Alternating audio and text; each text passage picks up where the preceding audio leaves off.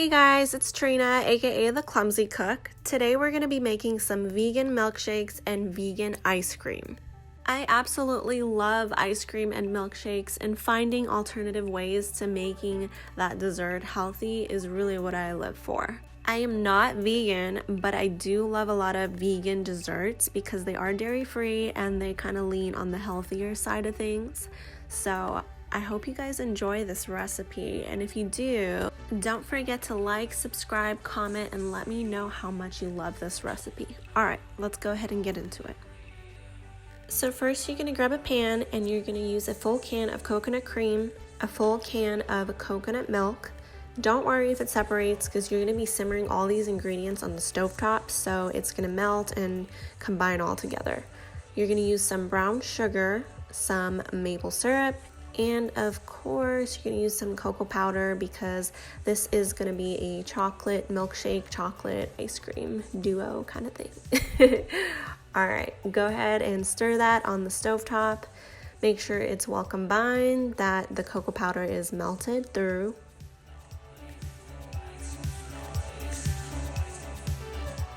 The process for this is a bit long, especially if you don't have an ice cream maker, but I promise you it will be so worth it.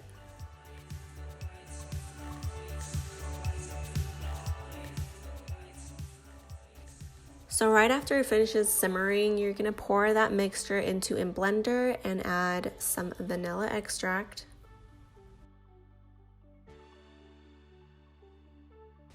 You're going to pretty much liquefy this mixture, make sure everything is mixed.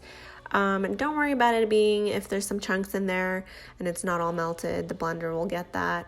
You're going to pour this into a pan and then you're going to freeze this overnight for about 8 hours or so. When you take it out, it's going to look like it's ice cream, but it's not going to have that creamy consistency that we're really looking for. So we're going to go ahead and pretty much break up the ice cream and put it in a blender and blend it again. If you do have an ice cream maker, this will be super easy for you because then you can just combine all the ingredients, freeze it overnight, and then you can use your ice cream maker to just churn it. But I don't have an ice cream maker, so I used the more complicated method and I froze it and blended it, and then I froze it again, and then I blended it again. So pretty much you can do either or.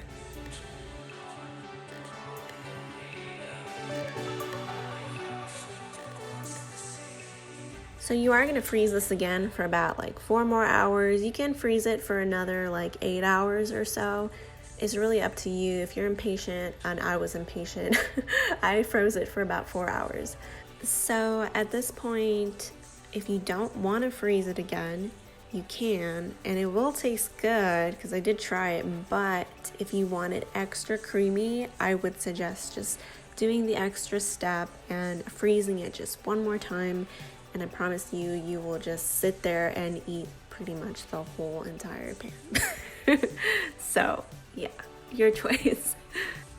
Once I took it out of the freezer, I did blend it for the 3rd time, and that gave me the milkshake consistency that you see here. Thank you guys so much for watching. I hope you really enjoyed this video and this recipe. If you did, go ahead, like, subscribe, and comment, and let me know what you think.